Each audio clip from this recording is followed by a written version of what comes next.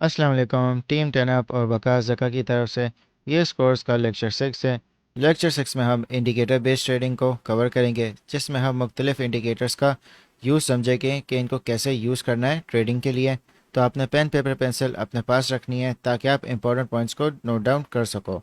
Indicators वो tools होते हैं जिससे आप जो एनालिसिस कर रहे हो प्राइस डायरेक्शन का, उसको मज़ीद ये रिफ़ाइन करेंगे। ये बने हुए होते हैं कैलकुलेशंस पे जो बाइंग और सेलिंग एक्टिविटी हो रही होती है। प्राइस वॉल्यूम के हिसाब से वो आपको डायरेक्शन बताती है कि पॉसिबल क्या नेक्स्ट मूव हो सकता है। हर इंडिकेटर का अलग इस्तेमाल होता है क्योंकि उस पर डिफरेंट कैलकुलेशंस पे वो इंडिकेटर्स बने हुए होते हैं। इंडिकेटर्स को यूज़ करने के लिए आप ट्रेडिंग व्यू पे गए और आपको यहाँ पे इंडिकेटर्स का पैनल मिल रहा होगा। आपने इस पर क्लिक कर दिया तो आपको यहाँ पे मुख्तलिफ ऑप्शंस मिल जाएंगे। टेक्निकल्स पे जाएंगे और इंडिकेटर्स पे, तो आपके पास ये सारे बिल्ट इन ट्रेडिंग व्यू के इंडिकेटर्स हैं। फ्री वर्जन पे आप एक टाइम पे 3 इंडिकेटर्स यूज़ कर सकते हो। और जैसा कि आप देख सकते हो, अगर आप स्ट्रैटेजीज़ पे जाओगे तो आपके पास ये बिल्ट इन ट्रेडिंग व्यू की स्ट्रैटेजीज़ आ जाएंगी। वॉल्यूम प्रोफाइल की भी आपको मुख्तलिफ वॉल्यूम के ऑप्शंस मिल जाएंगे।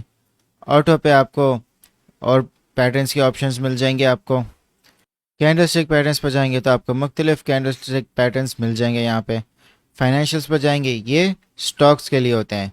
क्रिप्टो में आपको ये ऑप्शंस नहीं मिलेंगे क्योंकि ये कंपनी बेस्ड इंफॉर्मेशन होती है जो सिर्फ स्टॉक्स की होती है। कम्युनिटी स्क्रिप्ट्स में जाएंगे तो आपके पास पब्लिक इंडिकेटर्स मिल जाएंगे क्योंकि ये सारे जो इंडिकेटर्स होते हैं ये स्क्रिप्ट्स पे बनते हैं जहाँ पे इनकी कैलकुलेशंस सेट हुई भी होती हैं। माई स्क्रिप्ट्स में जाएंगे तो आप अपने जो भी आपने स्क्रिप्ट खुद की बनाई होगी या आप कहीं से डाउनलोड करेंगे तो आपके सारी वो स्क्रिप्ट्स यहाँ पे आएंगी। तो दोस्तों, वन बाय वन हम मुख्तलिफ इंडिकेटर्स को बहुत डिटेल में कवर करेंगे और उन पर मैं आपको क्लियरली बताऊंगा कि आपने किस तरह उन पर ट्रेडिंग करनी है और उससे जो आपका एनालिसिस है वो और ज़्यादा रिफाइन होगा। तो दोस्तों, सबसे पहला इंडिकेटर RSI, इसका मतलब है रिलेटिव स्ट्रेंथ इंडेक्स। ये सिंपली प्राइस एक्शन की जो स्पीड होती है उसको मेजर करता है। RSI की वैल्यूज़ 0 to 100 होती हैं। RSI आपको ये बता सकता है कि किसी भी चीज़ क्या वो ओवरबॉट टेरिटरी में, यानी कि लोगों ने बहुत ज़्यादा उसको ख़रीद लिया है और वहाँ से वो प्रॉफिट में उसको सेल कर सकते हैं, या ओवरसोल्ड है। इसका मतलब ये कि क्या उसका प्राइस इतना नीचे आ गया है कि ज़्यादा से ज़्यादा लोगों ने अब सेलिंग कर ली है, तो आप वहाँ से बाइंग कर सकते हो। ये दो रीजन्स मैं आपको बताऊंगा चार्ट्स पे। तो अगर सडन प्राइस मूवमेंट होगा तो सडन मूवमेंट आपको RSI में भी नज़र आएगा, और अगर स्लो प्राइस मूवमेंट होगा तो आपको वही स्लो मूवमेंट आपको RSI में नज़र आएगा। RSI आपको आइडिया देगा कि नेक्स्ट क्या प्राइस एक्शन या मूवमेंट हो सकती है। दोस्तों, आप गए इंडिकेटर्स पे और आपने लिखा RSI, तो रिलेटिव स्ट्रेंथ इंडेक्स आपके पास आ रहा होगा। आपने इस पर क्लिक कर दिया। जब आप इस पर क्लिक करोगे तो आपके पास ये RSI का पूरा पैनल आ जाएगा। तो दोस्तों, सबसे पहले हम इसकी सेटिंग्स करते हैं। आपने सेटिंग्स पे क्लिक किया, आप गए स्टाइल में और आपने RSI बेस्ड MA, इसको आप डीसेलेक्ट कर दें। MA को हम बाद में कवर करेंगे। और उसके बाद आपने RSI मिडिल बैंड को भी डीसेलेक्ट कर दिया। डीसेलेक्ट करने के बाद आपने फिर ओके पे क्लिक कर दिया। तो दोस्तों, जैसा कि आप देख सकते हो कि मैंने ओवरबॉट और ओवरसोल्ड रीजन्स को मार्क कर दिया है। इनकी जो वैल्यूज़ होती हैं वो 30 और 70 होती हैं। यानी जब भी RSI 30 या उससे नीचे जाएगा तो वो इसकी ओवरसोल्ड टेरिटरी है, यहाँ पे आप अपनी बाइंग कर सकते हो। और जब भी RSI 70 से ऊपर जाएगा तो वो ओवरबॉट रीजन में आ जाएगा, यानी कि लोगों ने बहुत ज़्यादा ख़रीद लिया है और आप यहाँ पे अपना प्रॉफिट सिक्योर कर सकते हो। मगर दोस्तों, ये जो बात है ये 90% गलत है और 10% ठीक है। अब मैं आपको चार्ट्स पे बताता हूँ। तो दोस्तों, जैसा कि आप देख सकते हो कि जो प्राइस एक्शन हुआ है और आप RSI को अगर कंपेयर करो तो यहाँ पे RSI ओवरसोल्ड रीजन पे था, फिर उसके बाद प्राइस ऊपर गई, फिर ये ओवरबॉट टेरिटरी में आ गया, फिर उसके बाद प्राइस डिक्रीज़ हुई तो RSI वीक होना शुरू हो गया और नीचे गिरना शुरू हो गया, फिर दोबारा प्राइस ऊपर गई तो ये ओवरबॉट में आ गया, फिर उसके बाद डंप आया और ये प्राइस नीचे गिर यहाँ तक और ये ओवरसोल्ड टेरिटरी में आ गया, और फिर उसके बाद प्राइस वापस ऊपर गई तो ये फिर से वापस ओवरबॉट टेरिटरी में आ गया। मगर आप एक चीज़ नोट करो कि जो प्राइस एक्शन है वो जब इस पॉइंट पे घिरा था उसके बाद ये ओवरसोल्ड रीजन में आ गया था। और अगर आप इसको कंपेयर करो प्रीवियस ओवरसोल्ड रीजन से तो ये फिर भी ज़्यादा है। तो जो आरएसआई की ये वैल्यूज़ हैं 70 और 30 ये आपको सही से नहीं बताती, और इसका सोल्यूशन मैं आपको बताता हूँ। आपको सबसे पहले ये समझना है कि आरएसआई है क्या। इस वजह से ये जो ओवरबॉट और ओवरसोल्ड है इसमें आप कंफ्यूज हो सकते हो। जब भी कोई सडन प्राइस मूवमेंट होगी तो उसी तरह सडन मूवमेंट आपको आरएसआई में नज़र आएगा, मगर प्राइस एक्शन और जो ट्रेंड है उसमें आपको एक डिफरेंस नज़र आ रहा होगा आरएसआई की वैल्यूज़ में। अब जैसा कि हमने पढ़ा है कि 3 टाइप्स की ट्रेंड्स होते हैं, up trend, down trend, sideways. ये आपको ओवरबॉट रीजन्स में भी मिल सकते हैं और ओवरसोल्ड रीजन्स में भी मिल सकते हैं। आरएसआई का मेन मकसद सिर्फ आपको ये बताना चाहिए कि क्या बुलिश मार्केट चल रही है क्या बेरिश मार्केट चल रही है। आपने जाना है सेटिंग्स में जाएंगे और स्टाइल पे आरएसआई अपर बैंड की वैल्यू आपने रखनी है 60 और आरएसआई लोअर बैंड की वैल्यू आपने रखनी है 40। इसका लॉजिक मैं आपको अभी समझाता हूँ। और आरएसआई बैकग्राउंड फिल को आप येलो कर दें या जो आपको कलर इजीली आपके लिए आइडेंटिफाइबल हो। तो दोस्तों सबसे पहले हम यहाँ पे एरियाज सेट करते हैं। तो दोस्तों जैसा कि आप देख सकते हो कि मैंने तीनों एरियाज को डिफाइन कर दिया है। जो आपका कलरफुल एरिया है वो आपका साइडवेज एरिया है, और कलरफुल एरिया से जो नीचे वाला एरिया है वो आपका बेरिश एरिया है, और कलरफुल एरिया से जो ऊपर वाला एरिया है वो आपका बुलिश एरियाज है। यानी कि 60 टू 40 के दरमियान आपका साइडवेज एरिया है। तो आपने आरएसआई को देखते हुए आप प्राइस एक्शन को आप जज कर सकते हो कि आप किस ट्रेंड में आप इस वक्त हो। तो दोस्तों जैसा कि आप देख सकते हो कि अभी हम डे चार्ट पे हैं। मैं आपको अब बताता हूँ कि जो हमने अभी ये वैल्यू सेट किए हैं उससे आप किस तरह ये एरियाज़ को आप आइडेंटिफाई कर सकते हो।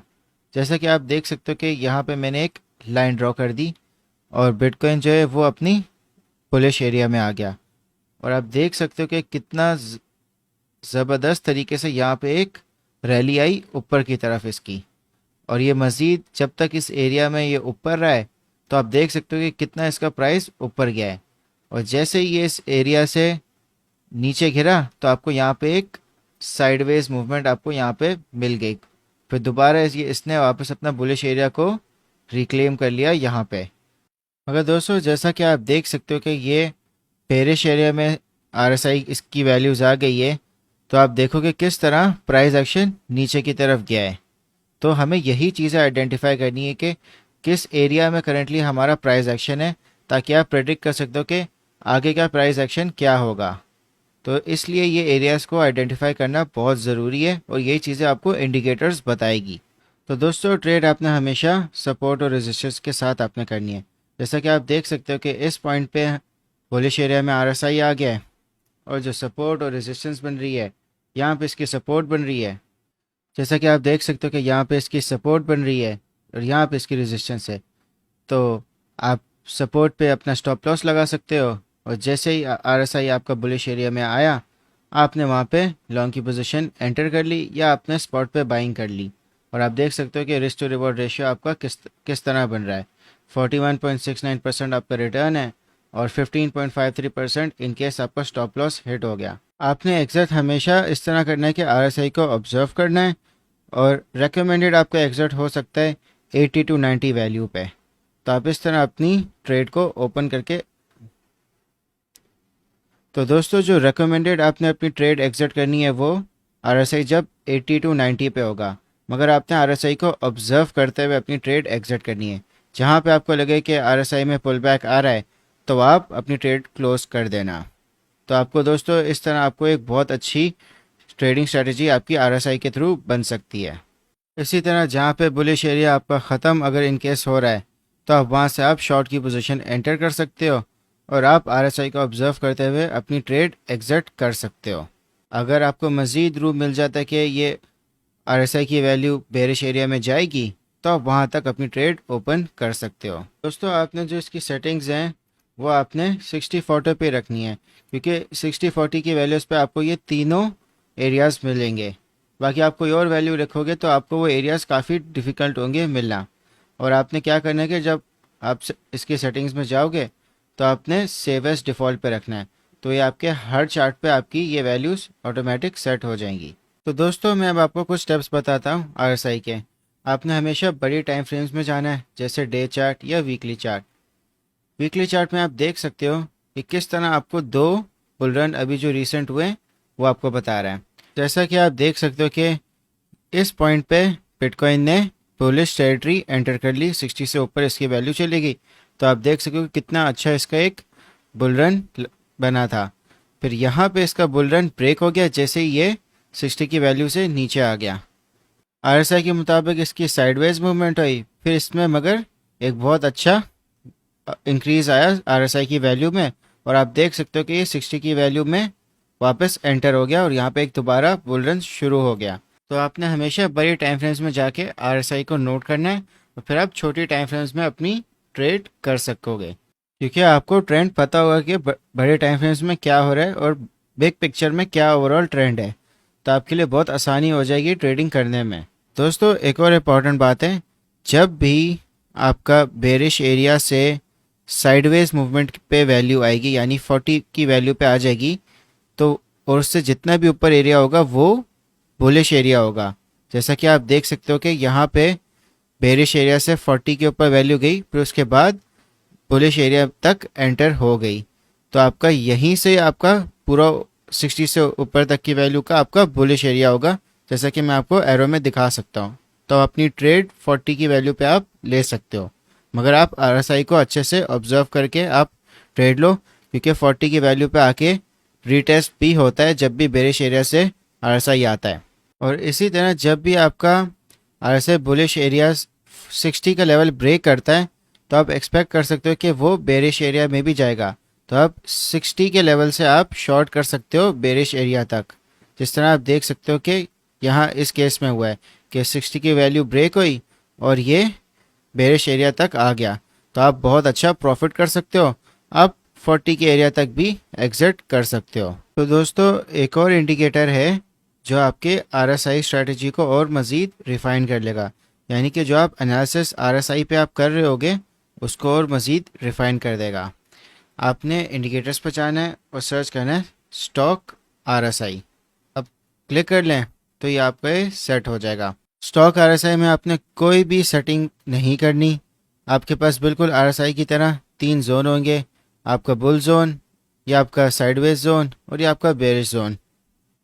स्टॉक आरएसआई का सिंपल से वे काम है कि ये आपको अर्ली इंडिकेशन दे देगा कि क्या ट्रेंड ख़त्म होने वाला है या नहीं। जैसा कि आप देख सकते हो कि यहाँ पे 60 से वैल्यू ऊपर थी और किस तरह आरएसआई में ये वैल्यू 60 को इसने ब्रेक कर दिया, मगर स्टॉक आरएसआई में ये वैल्यू पहले से ही ब्रेक हो गई। तो आपको ये मज़ीद और कंफर्मेशन दे देगा ट्रेंड पहचानने में। जैसा कि आप देख सकते हो कि ये बेरिश जोन में थे हम लोग यहाँ पे, और किस तरह आरएसआई अपवर्ड मूवमेंट में गया है, मगर स्टॉक आरएसआई आपको पहले से ही इसने बता दिया कि यहाँ पे एक बहुत अच्छा एक अपवर्ड मूव आने वाला है। आपने आरएसआई और स्टॉक आरएसआई दोनों एक साथ यूज़ करने हैं, तो जो आपका एनालिसिस होगा वो और काफ़ी बेहतर होगा। आप आरएसआई पे पहले एनालिसिस करें, फिर जो एनालिसिस है अपना उसको कंफर्म करें स्टॉक आरएसआई से, तो जो आपकी ट्रेड है वो काफ़ी अच्छी हो जाएगी। तो दोस्तों ये सारी बातें थी आरएसआई के बारे में। नेक्स्ट वीडियो में हम मज़ीद इंडिकेटर्स को कवर करेंगे। अपना फीडबैक कमेंट सेक्शन में लाजमी बताएं कि आपको कितना कॉन्सेप्ट में क्लैरिटी मिली है, और अगर आप पहले से आरएसआई के बारे में जानते थे तो क्या इस वीडियो में मज़ीद आपके नॉलेज में बेहतरी आई है या नहीं।